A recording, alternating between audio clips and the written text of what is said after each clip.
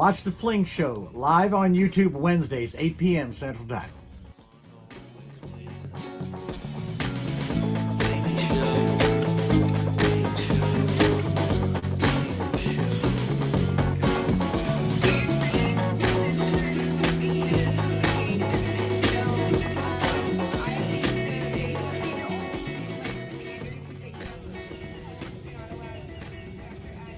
Get it? Yeah!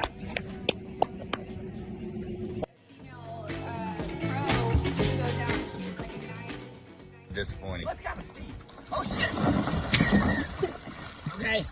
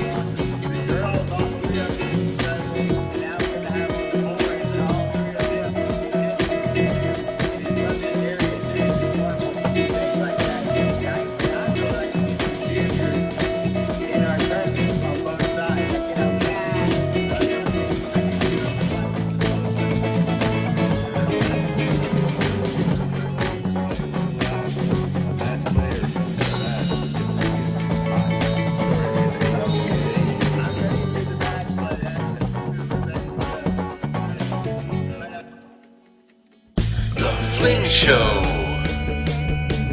The Fling Show. Y'all wanna know about the mystery of flight. You wanna hear about the scene done right. So kill your TV and just come outside. We're gonna take you on a beautiful ride. The Fling Show. The Fling Show. The Fling Show. The Fling Show. The Fling Show. Well, welcome to the Fling Show, folks. My name is Chris McClung. I'm one of your co-hosts. In just a moment, my other fabulous co-host will be joining us as well, Mr. David Himmeline. But as always, before we get there, we need to hear the disc golf news of the week. First, we'd like to thank our wonderful sponsors, Lone Star Disc, for everything that you do for us. Cannot wait to talk to my co-host about the new Artemis. I know he got to pick one up because he won one. We're going to hear all about that as well as the show goes along. But thank you to Team Lone Star Disc. Couple wonderful events this past week. They had a ace race where you got to take 2 shots at each one for $5 a round. And then they also had a C tier this 4th of July. So we're going to get to hear all about the big events because somebody on this show, I won't happen to name names, was a big winner. A big winner. Doesn't often happen, so we're going to get to talk about that as well. But we do have some big news coming up this weekend. We have the PDGA C tier. Yes, it's a C tier. It is called the Table Setter. It is a table setter for the handicap league. You don't necessarily have to play in the handicap league if you don't want to, but this will allow you to set your handicap this weekend, Sunday at Bear Branch and at Stonebridge. Sign up is live right now on Disc Golf Scene. So get yourself signed up. It's going to be a great time. And if you want to follow the post, just go onto our website and you can find the direct link to get yourself signed up as well. And then, of course, I always have to remember us old folks and my old folk friends to don't call it a throwback open. This is going to be a PDGA C tier. This is at Shawshank Disc Golf Penitentiary, and that is going to be in October. It too, signups are live right now. This is an age-protected tournament. Lots and lots of fun. Been going on for years. Y'all get yourself signed up. Cannot wait. Looking forward to that as well. Well, let's invite our co-host, who happened to forget that this was even a picture that he took. What an amazing shot as well. Dave, how you doing, sir? I'm good. No, it was your description, I think. It's like I said curly, vine. It was a vine. I said vine. it's some kind of vine. I guess it is a vine. Yeah, I guess that is. I said it was beautiful. I mean, it just captured it real well. But how are you doing today? I'm doing great, man. What a day. I mean, I got to go and hang out at Lone Star at the shop. And it's really cool being there when there's a lot going on, but it's also cool when you see the downtime, when you see everybody coming and going. I know, people had things to do and the place cleared out, and it was just me, Travis, and that guy. And I'm sorry, I can't remember his name. Really nice guy from up in the Tyler area. Chris Farnham's playing mate and touring player. And he was actually in Des Moines. We'll get his name here in a minute. I got a message out to Travis, and I know you do too. We're going to try to track down his name, but I really enjoyed playing. We played the 9 and just kind of like throwing a lot of discs and watching this guy, who's got touring skills and just, conversing and talking about the tour and talking, just hearing, kind of being a fly on the wall and listening to his perspective on the tour and stuff like that. It was pretty interesting. Really, really enjoyed.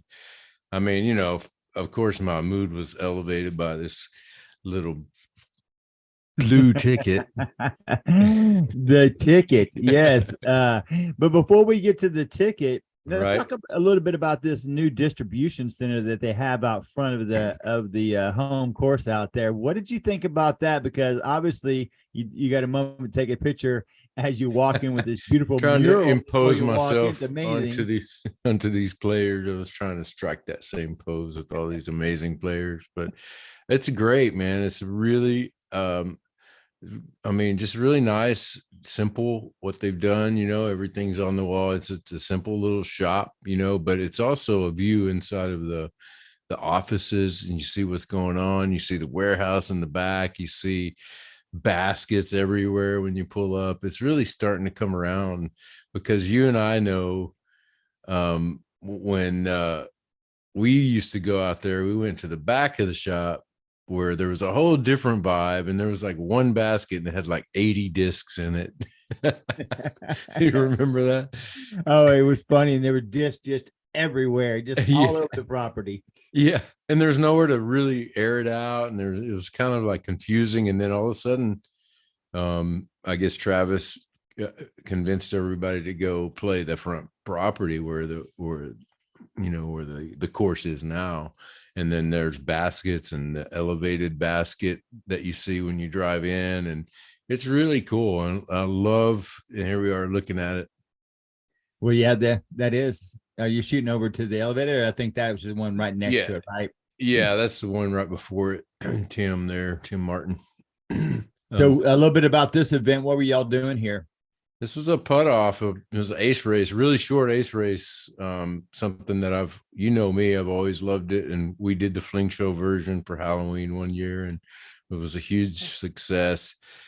Just really, convincing people to throw shorter for ace runs is really a hard thing to do. People just have it in their mind to create these massive holes everywhere when the fun is right there, just taking a stab at something, but yeah, here I am throwing the blue bonnet, and I love the disc. It's a really good one. And let's let them see Tim, because obviously you were talking, so they didn't get to see him as well. And a little unknown fact that most people know about Tim: he's the only person and player in this area that actually has a disc golf course named after him.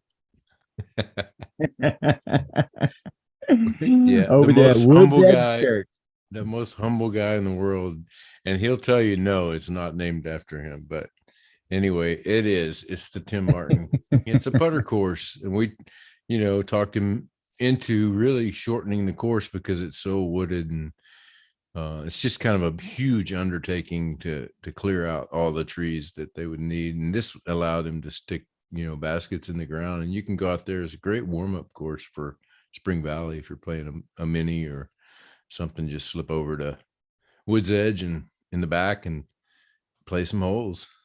So let's talk about the fun part of this whole adventure, which I guess is the reason why you have that ticket in your hand. Can you explain? There it is right there. I'll get us in the gallery view here if you want to show that one more time so everybody can see it. But I'm so happy with this. Down on how this all came about. Okay, so first of all, I got to think. Let's see. Chance Ryan. I got to think Chance, who I know he had a rough time. He had a rough day, and he messaged me. He said he didn't, sorry he wasn't in such a great mood. But I mean, you know how it is when you're having a rough round. It seems like you're just terrible. Yeah, there he is. Seems like you're terrible, but he was not. He was the nicest guy ever during that whole entire round, But then when I get home, I had completely forgotten about. I mean, I took the ticket and stuck it in my wallet, and that was the last I remembered. And so on the way home, I saw this message from Facebook, and it was Chance, and he was saying, "Hey, weren't you? Are you 5486?" And I thought he was talking about PDJ numbers. And I was like, "No, I'm a lot higher than that. I'm 23664." But anyway, so then and then it finally dawned on me, he's saying I won the raffle. I'm like, wow. So then at that point, I was like, cool, some plastic. I didn't even know what the raffle was. And then I saw it, and then I clicked around until I saw it. It's a freaking Zuka cart. I mean, and they even build it as a Zuka bag. I'm like, that's not a bag. That's a full on Zuka cart. And I thought even it was a smaller version like the one you have. Mm-hmm. And then when I get there, I was like, God, this is a Cadillac for me, so it was such a huge blessing. And then also the fact that it was on the 4th of July, and it's it's the Old Glory faded looking bag. It's just beautiful. It's just such a cool thing. So I just have to thank powers that be that made that happen, and especially Lone Star for hosting an event like that and putting that kind of merchandise up. And it's just, I'm not trying to wave it in your face. I'm just saying, you better go play some Lone Star stuff, because they're very generous with their stuff. They're getting the word out, and they're doing it right. It's they had great participation as well. I believe they had 84 people come out on the 4th of July and play that semi shotgun start 2 tee times with the flex to finish. They really took into account the mistake that was made from the first event, which was so well attended that it just really put a stranglehold on that course over there. But this time with the shotgun start at 9 or at 8:30, and then the next one at 11:30 shotgun, and then they allowed for the flex afterwards, where you'd already passed through the bulk of the people who would come and play. From what I've heard from everybody, the pace of play was so much more pleasurable this time, and they really figured it out. How was the par 2 pace of play, where you only had 2 shots, pick up and move on? How did that work out as well? That was about as fast as you can play, with a group of guys. I think there were 4 of us on the card. The one yesterday was an hour and a half. So we played a sanctioned event in an hour and a half. So that there's a lot to be said for that, in terms of, especially in the heat, of summer, if they hold this event again like that, I highly recommend it. You got everything you need right there at the shop. They have water, they have, they have practice baskets, they have everything set up. It looked like they also had pretty much a covered tent on the majority of the holes that were out in the open, which that to me is a game changer. Yeah. Taking 10 to 15 degrees off your head right there, already walking around with an umbrella as it is. Yeah. But when I drove in and I saw that, I was like, what another luxury, what another layer they're adding of convenience and comfort to the player, because they're really understanding. Although I play with Terry out there and he gets hot just like everybody else does. So whatever he says pretty much goes. But it was nice to see that they had that out there as well. Yeah. And let me add to that, having Sheldon there and, designing. Oh, sorry about that. Having Sheldon designing and tweaking, and everybody knows how, Northside Christian went when Sheldon was in charge of that, and how it was always kind of on the, up for change and kind of testing everybody's boundaries and all that stuff. And so you got this tiny piece of property that they stick 9 holes on with a lot of OB. So it's a lot to think about. And I think it's a really, really good exercise in disc golf. I mean, I'm a fan, me, I had ideas about what they should and shouldn't do with that property. And it was different. I was thinking maybe a par 2 fun kind of putt around, but they really created something that's fun to play with. It's even got a couple of par 4s mixed in there somehow, with the islands and with the OBs. It sort of makes it into a par 4. But for local players who aren't touring players, it's a good challenge. It's fun. I could see, somebody coming in and just crushing it. Somebody with a lot of control of a disc could just kill that course. And I don't know how the ratings of courses work and all that, but as far as just a local fun event, it's, definitely highly recommend it. Someone's going to have to chime in, but I believe 14 down is the best round out there at Lone Star. I could be wrong, could be more, but I think that's the last that I heard was 14 down. Now, who just shot that? I'm going to say it's between Freddie and the field. Yeah. Could have been Tanner. It could have been. Right. Pretty sure it was Freddie or someone like that. Probably, but anyway, yeah. it just. And he probably yeah. left-handed. Oh, left-handed. Could have been left-handed. Travis was throwing left-handed today. Well, that's because he's hurt. He's injured himself. He's just thrown so much and done so much with that shoulder. It's just really done. But the amazing thing is when he does pull back for a left-handed shot, you often cannot tell the difference. It took me a moment just to kind of recognize. It's like, did you just throw that left-handed? And he's like, yeah. I was like, It was solid. It was. So now the fun things that you and I like to do over the weekend, I know I got to really do it. And I really paid attention to this weekend's FPO card. I don't know if you got an opportunity to do that as well. But what a battle we got to see this weekend. What were your thoughts on the tournament? I've got a thing after what you said. I got something I want to ask you as well. But what were your thoughts on the overall ladies side of this weekend's tournament? All right. Well, first thought is I'm a fan of Katrina, and I like how she sort of wears her emotions on her sleeve, and she tells you about what's going on inside of her head, and she, all of her mental preparations and stuff like that. But actually, both of those on the top 2, Kristen Tatar and Katrina Allen, are just 2 of my favorites to watch. I love their attitude, love their mental approach to the game. But my first thought was that I may have mentioned this last week. The FPO are sort of where the MPO was 10 years ago. So you have like 10 really good players, and you kind of like the top 3. And back in the day, it would have been like Climo and Schultz and, Felberg and, mix in until Schustrick came around and won his, I think he won 3. It was all the old guard, In fact, when I first played USDGC, there were only 3 winners of that tournament in 10 years. And they were Climo, Felberg, and Schultz. And so like for a long time, the whole sport of disc golf was sort of dominated by about 5 people, 5 to 10 players. And that's kind of what we're seeing with the FPO now.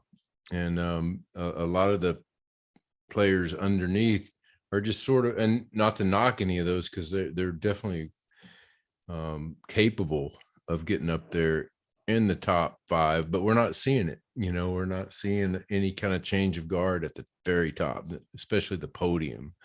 It seems to be the same one with Missy Gannon kind of always pushing to win one.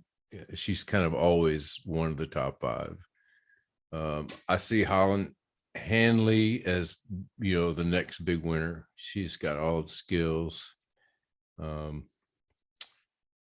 I did have a little bit of aha moment. I'm glad you said what you said, Hemi, because it's funny. I oftentimes do not listen to the narrators. I just kind of like to watch the shots, mainly because I'm just doing a bunch of stuff while I'm watching it. Although this time for the FPO field, I decided to listen to it. There's a 1,000-foot hole there. I believe it's still a par 5, if I'm not mistaken. However, I'll never forget this now. The commentator said, just like you just said, we'll have to rewind it almost. They said 10 years ago, the ladies field may have had 1 or 2 people who could birdie that hole. That tournament alone, I could be off on my statistics, so don't call me on it, but if you can help me on it, it'd be great for anyone who watched it as well. They said 70% of the field birdied a 1,000-foot hole.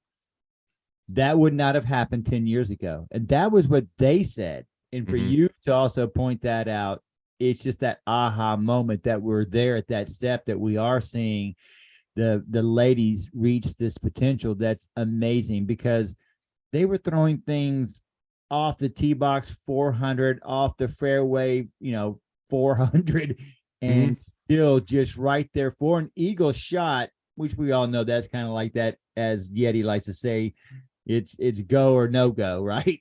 So they're kind of going for it, but you could still see. And then they were just having tap-ins for birdies. And that's what they were pointing out, is the top of that field was tapping in for birdies. Yeah. Well, that's kind of, I guess that has a lot to do with the design of the course. And I'm not sure, where was this one last week?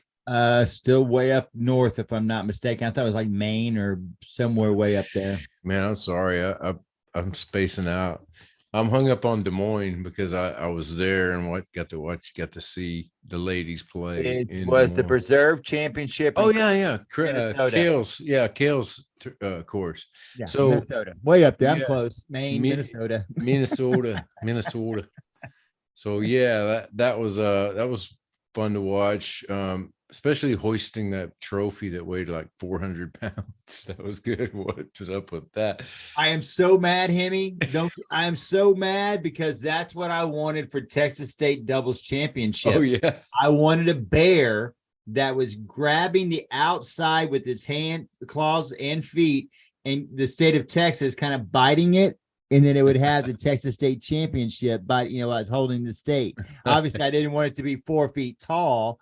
I mean, the first thing Elizabeth says is like, God, who's going to lug that around?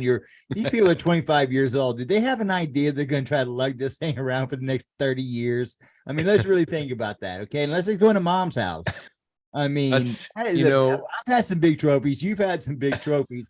We don't have those trophies anymore because they're so dang big. That's the one you put out in, your front door. That's what Elizabeth says. She goes, that's yard art.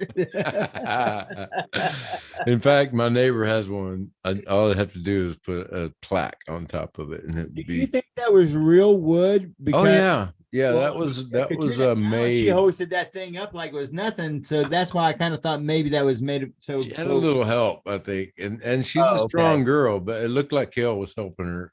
But Wysocki did. He lifted it up, and he had a little trouble with it. He's a big boy too. I know he is, and he needs to be careful. He's got Lyme's disease. Yeah, I only want mine to be about 16, 18. Yeah, like mantle size. Mantle size. When I saw that thing, I was kind of like, dang it, that's what I wanted. But then I was thinking, I don't want anything that big. My goodness. What's the biggest trophy you ever had? Tallest? I guess Steve's, and the one out at Shawshank was a big metal thing that he had plasma cut. Yeah. and it was pretty sizable. But other than that, no, everything's been sort of normal and You're gonna in laugh at me. size. Mine was we won the Astroworld breakdance contest like in 1984, I think it was, before we became Just Fooling Around when we were the Astroworld breakdancers. And literally, Hemi, this was one of those like 3-foot trophies. And I always rued that I had it. And I got my grandmother got rid of it years ago, probably somewhere in the 90s. And now I wish I had it, of course. You know, I mean, who has a breakdance trophy from 1984 Astroworld? But yeah, it was just a huge trophy. And I remember, where am I going to put this thing? You know, but it was kind of funny. But that's big. I'm picturing it. It probably had like that metallic columns, you know. Oh, of course. And Yeah. layer. It was the red with the metallic, you know, that 1980. And on top was a guy spinning, probably like the it was statue. funny you said that. It was God, what was I believe he might have been spinning on his hand. I think he was upside down spinning on his hand. God, I have a picture of it somewhere. I've got to pull that thing up. I've got pictures of us at the contest and winning it, but I've got to pull up the trophy somewhere. I took a picture of it when I was a kid. But yeah, that's just kind of funny. Anyway, so let's move on. We got to see the ladies, and I'll tell you. First of all, Jim commented you were correct on the 70% at the preserve. Yeah, which is I mean, like the ladies were just crazy. amazed. Yeah, I mean, 1,000-foot hole, and like I said, it wasn't like they were, you know, making 40-footers. They were tapping them in. You know, and I was like, "Ooh!" Made it easy work out of that. And that's what I also like, because the course was different from the men and the women, which allows it to be scored separately, which we both come to know through much of the roux of the ladies who we've spoken to. That has always been their concern, is that they're being their rating is the same, is kind of going against what the men are being done. So to change up a couple holes like that really bodes well for them, and it shows just the talent. I mean, it's nice to see when they're throwing 1,000-rated rounds as well, based upon their skill level and the field in which they're playing against. Yeah, to win an FPO tournament now, you pretty much have to shoot 1,010. You know, somewhere around there. I'm guessing 1,010, right over 1,000 for sure. Well, that leads us to the men. Yeah. What do you think about the men's side? Now, obviously, I didn't put up Wysocki because, geez Louise, what a round. Oh, so proud of Chandler and doing his thing again. Emerson was in there as usual. Nico's right there. Lone Star guys killed it there. I have a feeling they had a, you know, kind of a love affair with that course, and probably the whole, you know, vibe. I've heard from the grapevine that the vibe there is great. The camping, you know, just the way Cale treats people. When I lived in Kansas City, I got somebody called me from the Kansas City Flying Disc Club that Minnesota boys needed a place to stay. And so we hosted like 6-7 guys from Minnesota. Cale was one of them. And a whole bunch of other really righteous dudes. You know, there's just something about the Minnesota vibe, you know. And so I'm guessing that those guys locked into that, the kind of homey, comfortable nature of that tournament, because, you know, those guys are on the road, and to be hosted by somebody who understands what's going on, get, you know, the amenities and just the camaraderie. I'm sure that had a lot to do with why they excelled. You know, it's just natural human nature, you know. That last round by Chandler, oh my goodness. Yeah, it was a hot round, wasn't it? He had one bad hole, and it was a double bogey. Yeah. I mean, everything else was under. You're like, it was just amazing. Now, that's a question I wanted to ask you about this sermon on the male side. Obviously, one stroke matters a whole bunch in the MPO. I mean, right? I mean, it just in the male professional open. I mean, one stroke matters so much. But it was so odd to hear from, once again, I listened a little bit to the announcers, when there was a time in the first round when Ricky had just gone on that tear, right? And he was playing with guy who shot the shot around the world, long hair, James Conrad. Oh yeah. Conrad. So Conrad Ricky's going and just hitting these birdies and birdies and birdies and birdies. He's just going crazy, right?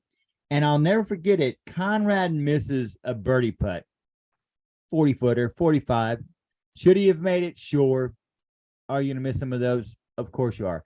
But the first words out of the announcer's mouth were, that right there could cost him the tournament. And I found that such an odd statement to say 14 holes into the tournament, right? So this is the question I have for you. Sometimes when I watch the men, it seems a little too easy. Yeah. To see someone going 16 down, 15 down, and they're mad because they really should have gone 17 down. Yeah. Well, you know what the difference is? And it's not really about course design. It's about the size of the basket and the putting green. Because in golf, that's where the money is. You know, I mean, the guy like Tiger, he could spray it all over the place and then somehow squirrel something back in and putt like crazy. And back when he was playing, I don't know if you remember that, he'd play from another fairway. You know, he'd be playing from the wrong complete fairway, and then he would come in and make some unbelievable putt. And so I've never been a fan of the idea of trimming down the basket. But the guy we played with, John, I think is his name. We'll get his name in a minute. I'm really sorry I forgot your name. He was talking about that. And he was saying, yeah, we need smaller baskets. We need a smaller target because it's too easy. And that's where the strokes are, you know, making a 60-footer is nothing for them. You know, these guys, I'd say the top 10 players, they can throw a 70-foot standstill with just a little flick of the wrist. So in essence, the green has gotten easier, you know, like if you compare it to stick golf, the greens are easier, you know, they all slope towards the hole kind of thing, you know, so that's where a lot of the strokes are. Now, would I enjoy playing a tournament with the tiny basket? Hell no.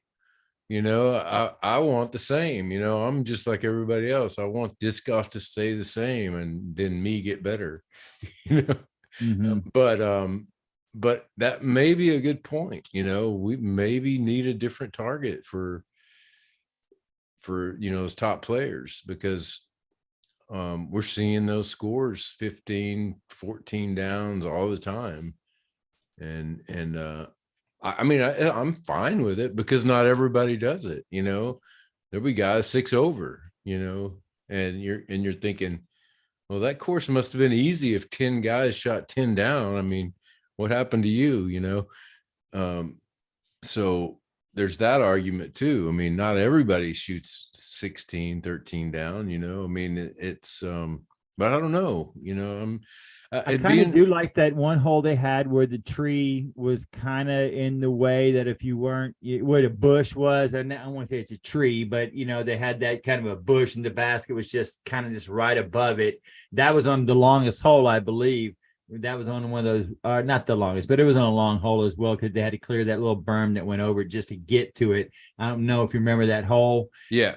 And it's kind of like when we went and play Jackson Brothers, where they put a basket on top of a deer stand. I mean, it kind of fits to, you know, being in a hayfield where deer are being hunted and stuff like that. So that kind of hanging baskets or trees. One thing I did kind of like about the Jackson course is like, if you got on the wrong side of the hole, there was no way to get even if you were pin high, you could not get a clear shot at the basket. In other words, it kind of only gave you a 90-degree opening. So if you went one side or the other too far, you almost had to pitch around or do some kind of big hyzer shot and hope, right? Yeah. So it kind of penalized you, even though you threw as far as where the basket was. It just didn't leave you a wide open shot to the basket, you know. And like you said, I'm not blaming course designers. I think, like you brought up a great example with Tiger Woods, he kind of made some of those courses obsolete, right? He just hit it so far he didn't care which direction it went, because he was just going to get out of trouble anyway. So they call it tiger proofing is what they tried to start doing as well. The NBA has always thought about those things, right? They're moving back to 3-point line. Now they're thinking about, hey, let's raise the basket higher than 10 feet. Or, hey, let's make the basket smaller in size because Curry's throwing it like it's from the ocean from half court, right? There's always that way of someone wanting to tweak it to make it not seem so easy for these guys. But I guess you just kind of pointed it out. They're all pros, but not all of them are shooting 15 and 14, 13 down. There's a whole litany of, there's 100 of them playing, and only maybe 10 of them are doing that. Like you just said, what's wrong with the other 90 on the, so I guess we're not really focusing on what's wrong with the other 90 and appreciating those 10, I guess, maybe. What do you think about a smaller basket idea? Well, I only will say this. After watching now so much disc golf on the Pro Tour side, right? I like watching people aren't so good because I like watching mistakes because that's more about what I'm going to perform like, right? A little more mistakes in the game. But I don't know. I don't like the shot consistency from behind the player. I think that's so redundant. It gets old. I agree. It doesn't add to my excitement of watching the player's facial reaction, what he's paying attention to, so forth and so on. So many other things I think they can capture. And I don't know, it got to the point to where sometimes I think they show so much success on the course that you don't get a real good representation of how hard of struggle it is for those other 50 guys who are struggling that day. Because sometimes it just seems like, oh, watch this birdie here. Oh, watch this birdie here. Oh, we went back and watched Jude, on the fourth card back here. Watch him hit a birdie. Okay, watch this guy. Just like, I got you. Everybody's hitting dang birdies. Sometimes I like it when they hit 3 trees and go off to the right 100 feet, and they're like, how'd that happen? Lazat did that one time. He's like, I don't even know how that happened, and you're like, that's more indicative of a normal player going through a normal routine. Maybe sometimes it's just the focus of the Disc Golf Pro Tour continuously showing me like 95% success shots. I don't know. Maybe that's it. Blooper reel. We need more blooper reels. What we need. So, but I know what you're saying. No, I get it.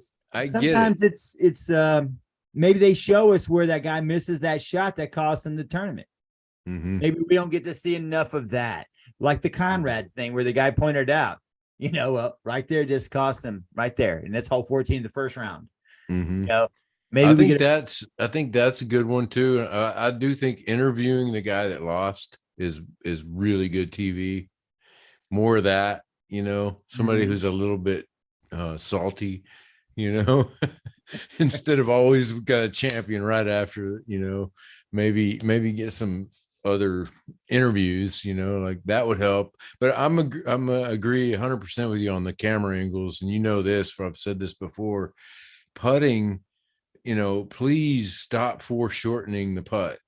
You know what I'm saying by that is like from behind or from behind the basket, because it just looks close. It looks like it's 15 feet. It may be 45 footer.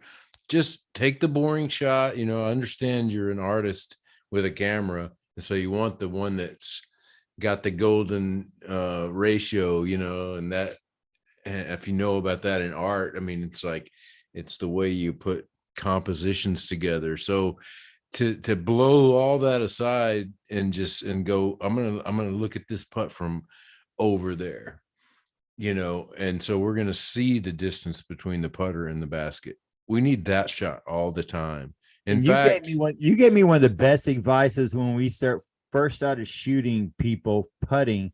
You said, make sure to film them walking to the basket.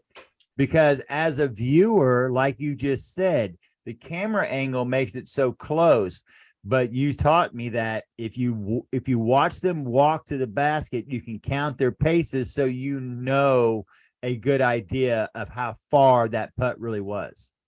And I think sometimes I've been watching the pros, and I do count. I mean, oh yeah, 1, 2, 3, 4. I do it every time. Every time. Yeah. And then sometimes they cut it off and it just agitates me to death, or, or they'll show the crowd and he's already 4 steps into it when they get back to him. And you're like, and I wanted to see how far that putt was, because Mhm. they're not really conveying it like you just said. They're not painting that picture of, hey, this is a 47 footer in between the trees. You got 2 branches and stuff like that to shoot from. That is the missing a little bit as well. Well, and here's a real simple way to illustrate how far a putt is. Just do a little bar graphic. Like, say you got the putt, you see the guy not foreshortened, not from behind the basket. You see it from a perspective on the side, which is like, I don't know what you call that perspective, but the side view, and instead of a behind or in front of the putter. And plus the other thing too is that, you're not in the putter's way. A lot of the, and I'm sure the touring guys have gotten used to having cameras all over the place. But that angle, that when you're shooting, you're pointing it right at the guy putting. And so there's that. But what I'm suggesting is that little graphic, just a bar that has like a ruler, like you see it from the side and it says 45 feet, or it says 60 feet. And that graphic can just sit there while he's putting, kind of like a Jomez feature, and that would be helpful every time. But what I'm suggesting is that they shoot that angle a lot. And most of the time you could have a picture in picture that has the golden ratio, the artistic look, down there, is showing him from behind or whatever. But the main picture, or you could even put the thing I'm suggesting in the picture in picture, that illustrates better how far the putt is. Because, your average viewer, even me as a person who plays, doesn't get the grandeur of somebody. Like, say you're at Spring Valley and somebody hits a number 10 in the putting league, and you're sitting over there, and it's that perspective that I'm talking about. It's impressive, man. It's like, it's almost intimidating, like, oh man, how can I make something that far? But when you watch it on disc golf, on Disc Golf Network, it doesn't look that far. It just doesn't. And those guys don't know that they're foreshortening the moment. They're just trying to capture a good picture, and they do a great job of it. It's just not capturing the grandeur of what it takes to really be a good disc golfer. It just doesn't do a good job of that. And that one, I wish I could get a message to them and just say, please stop foreshortening the putts. Because my family was watching it and they loved the views, and they, it was beautiful and everything. But then after a while, it just became redundant to them, because obviously the skill level was so high and they were making so many birdies. It lost that, oh my God, they missed it kind of feeling. And it was more, oh my God, they just keep making it, and the shots were the same. And they just kind of, you could just see the waning interest, whereas you and I, we already know how hard it is, but like you just said, they made all those putts look so easy. They're like, that doesn't look hard to these kids whatsoever, so here's an idea. It's presentation. I think the presentation, they do well with what their terminology, the picking the distance in the guys and the ladies' hands. They're pretty good at all that, IDing that thing, difficult areas to be in on the course, whether they need to be on the right or left when they lay up, which is kind of funny though. I think disc golf is one of those games where a lot of times people will say, oh, you want to really kind of be on the right-hand side of this or the left-hand side of this. But with the pros' ability, especially to shape shots, stepping out forehand, doing it backhand, tomahawk. I mean, there's so many things that you're like, okay, yeah, optimum, you wouldn't want to be over there, because I noticed that with the FPO especially, and they were saying, oh, Katrina, she went too far to the right, blah blah blah, and then she just softly kills it, backhanded this thing, floated it over 320 feet in between the woods, laid it over the berm, and boom. And I'm like, well, that didn't seem so hard.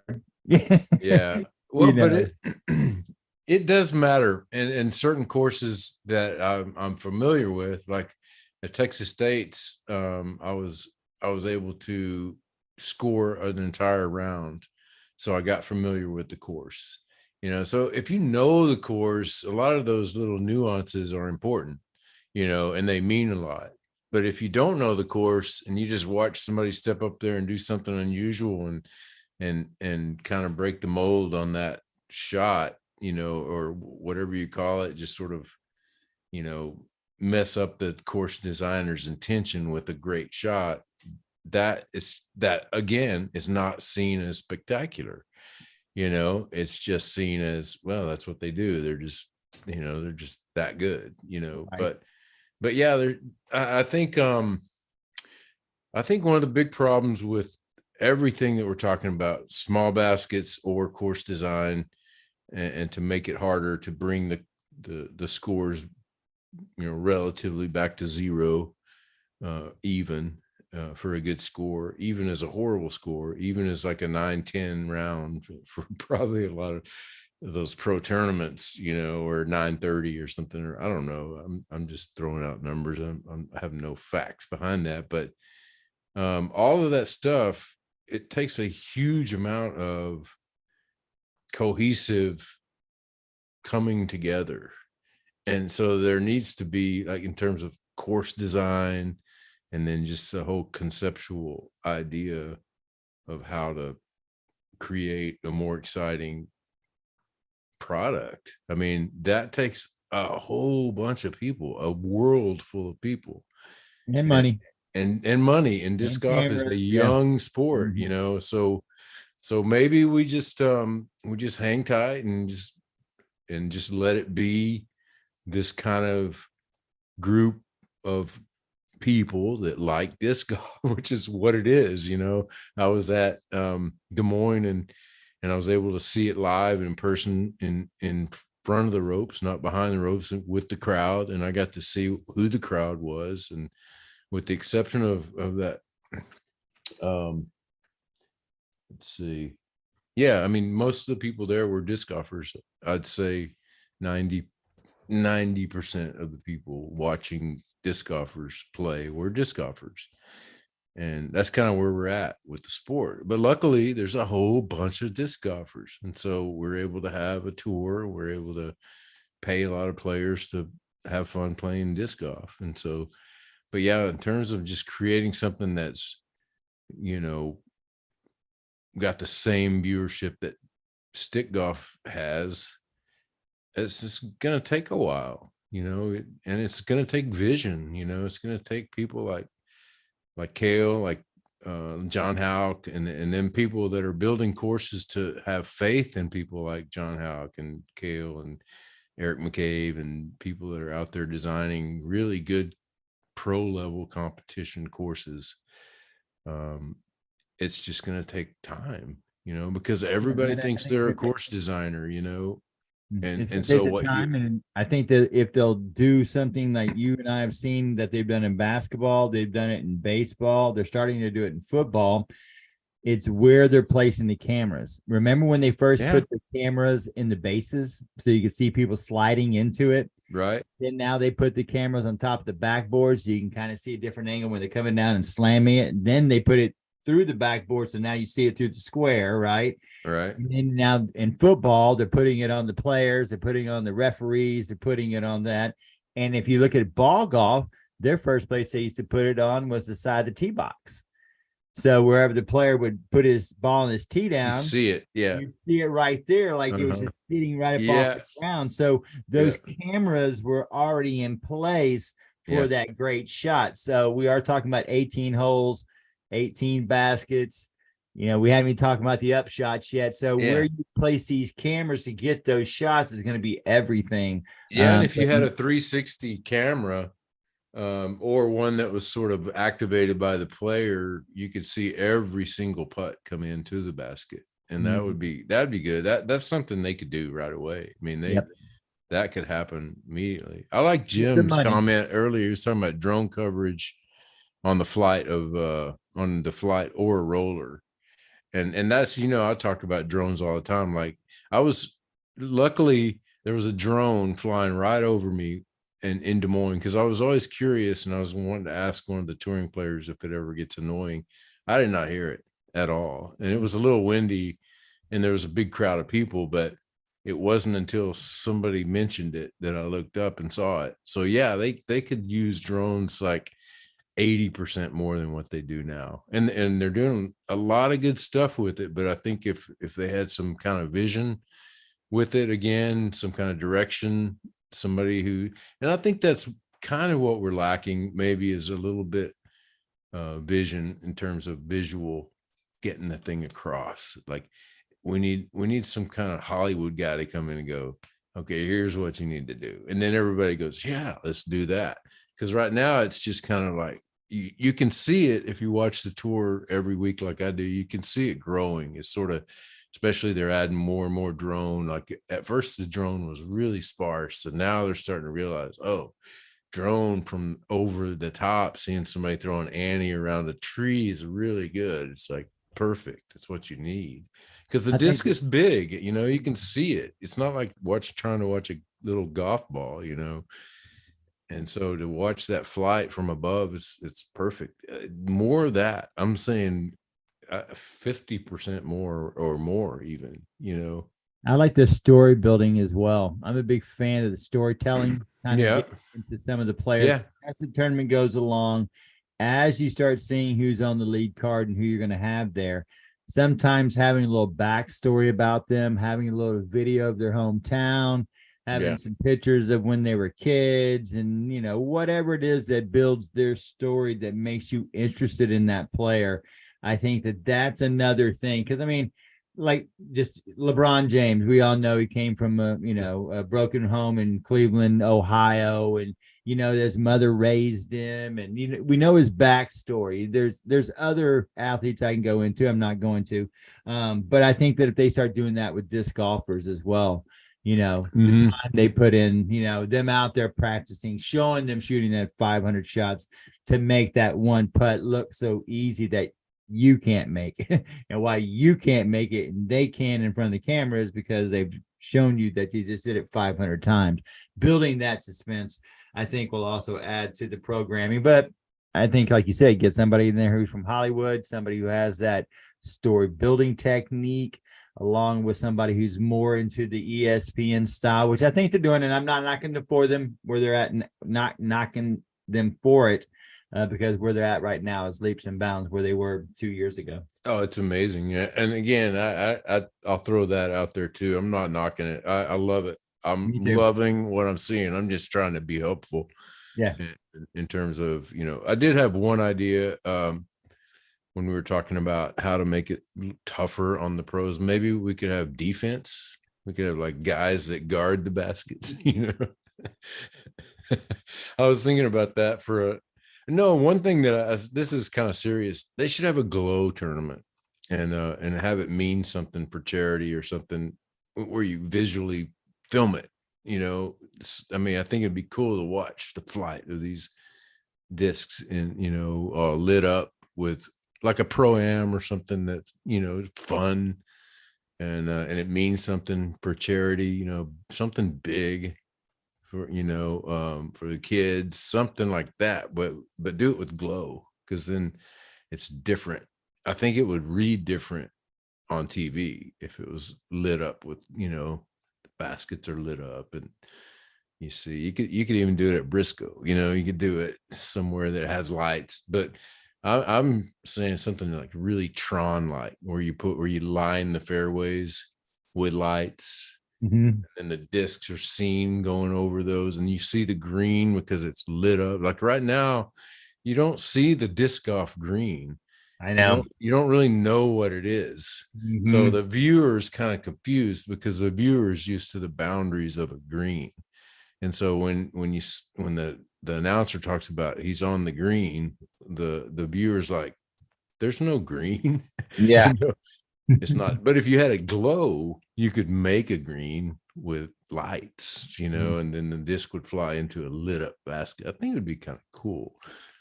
Yeah, just an idea. Just circle one, or he's outside circle two. You're like, you cannot gauge that. You can't gauge that from the TV set. But I love the lights on the course, because how I'm a big track guy anyway, and I don't know if you probably haven't watched the track guys, but at the highest level now, they have that light that goes around the track with them like a rabbit does, and it tells the runners that that's the world record pace. In other words, yeah. they want to beat the world record, they got to beat that light that just, clicking around the track. I don't know if you've seen that yet. I have not, but I can. Yeah, I it can makes totally it much see. more interesting. Yeah. For a viewer to go, oh, that's how far back he is from the world record, or if that's how close he is to the world record. Perspective. Yeah. Yeah, and it And that's also what- allows the athlete, because they have rabbits in track, which I've never really cared for that, because I think that that's not really fair to the guy who set the record the first time. He's like, I didn't have no damn rabbit, I just had to run, right?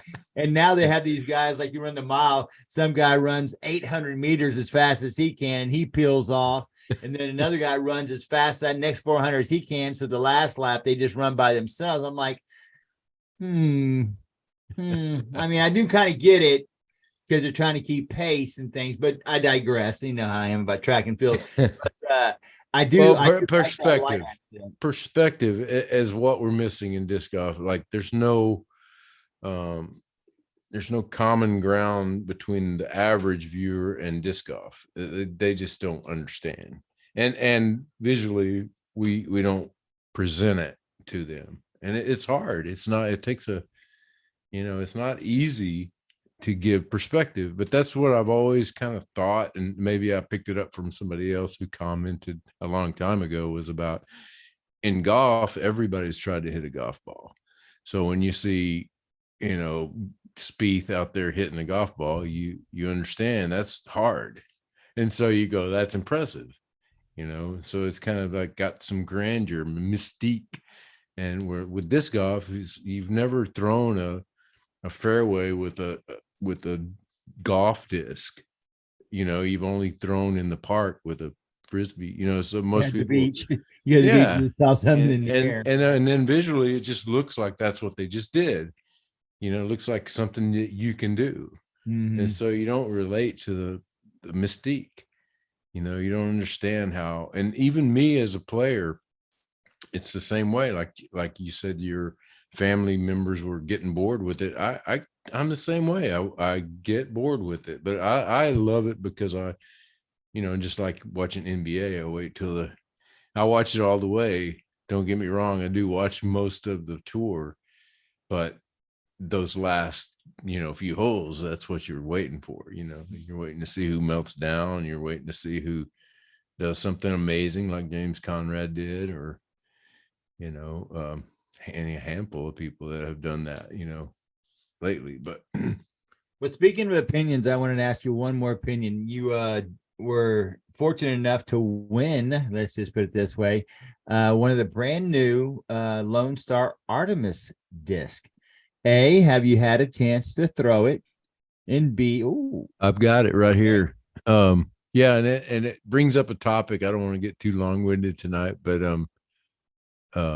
I read some thread from one of the Lone Star teammates, and a pro player, a winner. I know what you're gonna say, because that was I was going.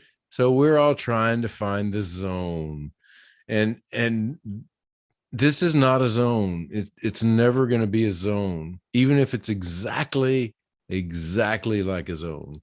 It's not going to be a zone because it's not a zone. So here's my thing about that whole thing, because I'm me, I'm like really picky about my discs, and so it took me a while to make the decision to go 100% Lone Star, and now I'm there, and once I made that decision, then I start comparing things. Like, I need a zone, I need a destroyer, I need a shrike, I need and then you do that. And then we interviewed Emerson, and he said, stop doing that. Just go throw the disc and see what it does, and get what you need out of it. And ever since then, I've enjoyed playing disc golf more. And I knew it when he said it, that it meant a lot to me in my journey, whatever that is. I knew that was a big turning point for me, because he's saying, don't be what you were. You're not, if you're going to stick a zone in your bag and you want to be a zone thrower, then, maybe take some, get some, something like goof off that'll get that stamp off there, and then write Lone Star across there. Then you'll have your zone. Nobody will know. But no, I'm seriously though, it's an important topic. It's an important message to throw what you got. And Emerson told me that, and I'm sticking with that. And I really appreciate him. There's a couple things that he said that night that meant a lot to me, and things that just stick with you. But this whole search for the zone, and you know me, I was a zone thrower too. And I was on that same search, and I tried the harpoon, and I tried the what was the other one? There's another one that was real similar. What's it called? Anyway, it's another Lone Star that's got the same shape as this Artemis. But anyway, speaking specifically about the Artemis, I like it.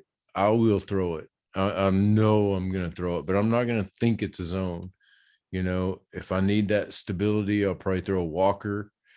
I'll throw my Founder walker, or any of the walkers are going to be stable enough like a zone for me. Yeah, I throw the Copperhead. The Copperhead's mine. Yeah, and there's all kinds of options.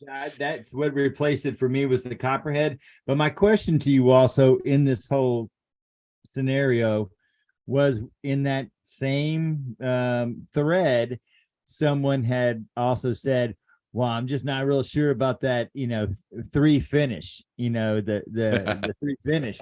And it once again led me to kind of what Emerson had said to us during the interview. It's like, the disc is going to do something different from you than it is for anybody else. You throw it how you throw it, learn how it lands, and play it to that. But to just go by certain numbers and say, oh, that's how it's going to throw, oh, that's not it, that's kind of defeating the purpose of the disc itself. The disc is a great disc. Just learn how to use that disc, and does it work for you? And that's what I remember. But it was kind of funny. They were arguing about the numbers, and flight numbers to me are just, and I think you know this as well, and I think you'll point at the same thing. It's just a starting point. It's just an idea of what that might be for most, but it's not for everybody. Yeah, and it's not science. It's kind of an arbitrary number based on some guys throwing a disc around, the guys who created it. It's not an exact science. It's not at all an exact. It's just a comparison point. It's like, you have to have something, got to have some kind of system. And that's the best thing we got. And to me, it's like, I mean, look, it's got 4 numbers. That's way too many numbers for me to remember. And to remember what they do. I don't know what this is. I don't know. All I know is, like, is this a zone? No, it's an Artemis. Go throw it and learn what it does, and then go with that. I understand there's a search, there's a search for, standard disc golf standards. And I think zone got up there with the destroyer, which I think Lone Star's got some stuff that's up there. I know the Benny has gotten great reviews from the pro players, according to my friend who I met today, whose name we don't know yet, but we will get your name, I promise. But he said, yeah, that one is, and I think even in their sales numbers, so that it seems to be that the Delta Benny seems to be one of the ones that might be the standard. It might be this new kind of thing that, Gateway came out with a Wizard. It might be something like that, where it's like putting them on the map more so than the Penny or the Warbird or the Warbird, but the Warbird to me it's there. As soon as I threw it, I was like, that's there. I like that. They're hidden gems, though. To me, it's the Lariat. I love the Lariat. The Lariat, the Guadalupe now is like one of my favorite. Those two, and so now I feel like, and let me just backtrack about the whole bag thing. I was already gonna sort of simplify my bag, and I wanted a cart, I was thinking of something like yours, that small and that you carry, just so that it would make me simplify my bag and just take my few favorites and stop trying to double up and stop trying to throw so much, and now start playing rounds, starting to kind of, or field work or whatever you need to do with that. But so I was already in that frame of mind, and then man, raffle ticket. It was such a cool thing. So let me tell you my bag so far. I think Artemis is going to find a place. I've only thrown it a couple times, but I like it. I like what it does. Walker for sure. My favorite mid-range right there. And this Travis hooked me up with that one today. Look at that stamp. Well, Travis, you better save me one of those. So yeah, so Texas Ranger, that's probably my favorite mid-range right now. Guadalupe, definitely Lariat. And then as far as drivers and distance drivers go, I don't have any kind of arm speed right now. I got to work up to that. But if I did, it would be Warbird. It would be I love the flippy stuff. I love curl. See, I'm the curl guy. I love the curl. That's my main driver right now, because it's not too stable for me. It's not too big for me. It'll flip up. Loving that one. And I got one of the old ones too, with the old wave, and one of the originals. I don't know where it came from, or I don't know the story. I got it at the shop, but it had the old stamp on it, and so I just assumed it was older. On the mold was different than what's out now. I don't know, because you know how they just turn and they've changed the mold, or it's just gotten different and something different. Like the Travis hooked me up with this Muricall. That's a stretch. I'm thinking Josh had something to do with that name there, Muricall. But no, I like it. He's got like a headband on. The little Mockingbird has a Willie Nelson headband. But yeah, this mold is different. And from the one Travis put in my hand there at Bear Branch, and it's a little bit different. But it's stable, and I love it. One of the guys I haven't had one of these in my bag either. And in the last, I don't know, I guess since I've switched over completely. But the guy I was playing with said he'd use that disc on every hole. That could be just his only disc. I can't remember who that was, but that was a stroke of genius. We forgot to put that into the one that might take off. The Cacao, the Mockingbird is Mockingbird, right? It's a valid disc. Yeah. Yeah, I was just wondering how you felt about that Artemis, because I've heard good things about it, but depends on the plastic, I mean, I'm sure, this one's is it Bravo. the Delta or is that the Alpha? This one's a Bravo. Bravo. So it's, gummy like I like them, but I could see a Delta being a little more maybe stable. But then again, Travis always says Bravos are sometimes more stable. So I don't know. You just have to try and throw it, but I do like the way it feels in the hands. Really, you know how important that is. It feels pretty good. And the two throws that I had were, I would say, if you're going to compare it to the zone, a little faster, a little glidier, which is the thing that people don't want that are zone throwers. They want it to be a little more dead in the air and not as much glide they need. But after reading that thread, I just wanted to talk about that again, because we get hung up on stuff, and I was hung up on challengers, Discraft Challenger putters, and it took me a while to realize, it's not going to make me a better putter to have a familiar putter in my hand. It's not. What's going to make me a better putter is to practice a lot and to go through the reps with whatever it is I'm throwing.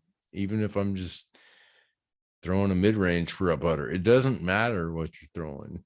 We get hung up on discs, and we think that's what's making us good. And it's very similar to what happens in ball golf with drivers and putters, where your people who aren't on the tour, they think if they get the biggest, latest big head driver that it's going to make them better. It's not. And the same is with switching out your bag. It's like the thing that's going to make you better is to learn what you got, just like you did when you first started playing disc golf. Mm-hmm. You didn't know what you had. You just threw what your buddy gave you, and you learned it, and then you bought some more and you learned those, and that's how you did it. We didn't have comparisons, really. We didn't have flight numbers. Things we had pictures of like eagles and leopards and cheetahs and stuff like that. and we didn't even know what a flight number was, and we still learned the disc even without the number. I think we get hung up on those numbers, and we get hung up on things that we're just creatures of habit. It's what we do. We feel like we need that thing. We get hung up on making excuses also. Yeah, for sure. It's part of the game. Oh, this bothered me, or oh, the wind, or oh, the heat, or oh, the mosquitoes, or there could be 1,000 things. So, but that guy, whoever, he was one of the Lone Star team members, when he went off on the zone. I can't remember his name, but I appreciate where he's coming from. I want to be perfectly clear. I'm not dissing anybody for their feelings about their discs, because I have feelings about discs as well that I would feel if you took them away from me. Right now, if you told me to go play a tournament and you took my Lone Star away from me, I'd have feelings about that too. I get it. So I just want to be clear. I'm not dissing the guy for really needing his own replacement, but I did think, and I didn't comment, I did think it'll happen. They're putting out so many molds, they're going to make something better, or something that's of that standard. And every company has their sort of flagship disc, and with Discraft, that's one of theirs. mm-hmm. But there's the Destroyer. With Gateway, there's the Wizard. With you just go down the line, everybody's got their little star, with Lone Star. Discraft's got the Buzz, and the Buzz, yeah. There's plenty of them out there. Yeah, and so, but at the same time, Lone Star's got plastic and choices of plastic. So if this Artemis is not enough zone-like, I bet you I could find one, same mold, different plastic, that is, or that's close. That's the one thing that you keep continuing to hear from the disc golf community is the quality of Lone Star's plastic. Obviously, on the Disc Golf Pro Tour, I got to watch some commercials, and of course, the team is saying those things, but really, the plastic has become amazing. It really has. I mean, they're just starting to knock it out of the park. So, like you said, if you don't like the Alpha, then go get the Bravo. If you don't like the Bravo, go get the Delta. If you don't like the Delta, try the V1. If you don't like the V1, try the V2. I mean, they're just going down the litany of it. Founders. The Glow. The Founders. The Glow, yeah. There are people who only throw Founders plastic. That's all they will throw. So, I mean, they've got something for you. It's just whether or not you take the time to go out there and find it. That's for sure. But before we go, other thing, let me jump on this real quick. The plastic, it doesn't change. I mean, maybe some of the V stuff alters a little bit and puddles and stuff like that. My copperhead's a little beat up now. But I mean, I'm talking about real plastic.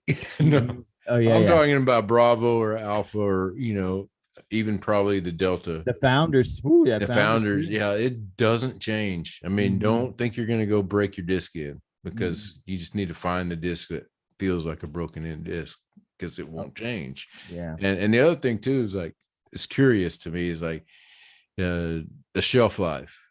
Wonder what that's going to be. I wonder, because Innova's like stuff like the Champion, the CE stuff that they came out, everybody loved. It died, 20 years. It just fell apart and just fell into nothing. So I'm curious about that because we don't know. It's a really new company, but my guess is it's going to outlast any of that CE stuff. And When I probably talked to probably Travis and 30 Terry, years.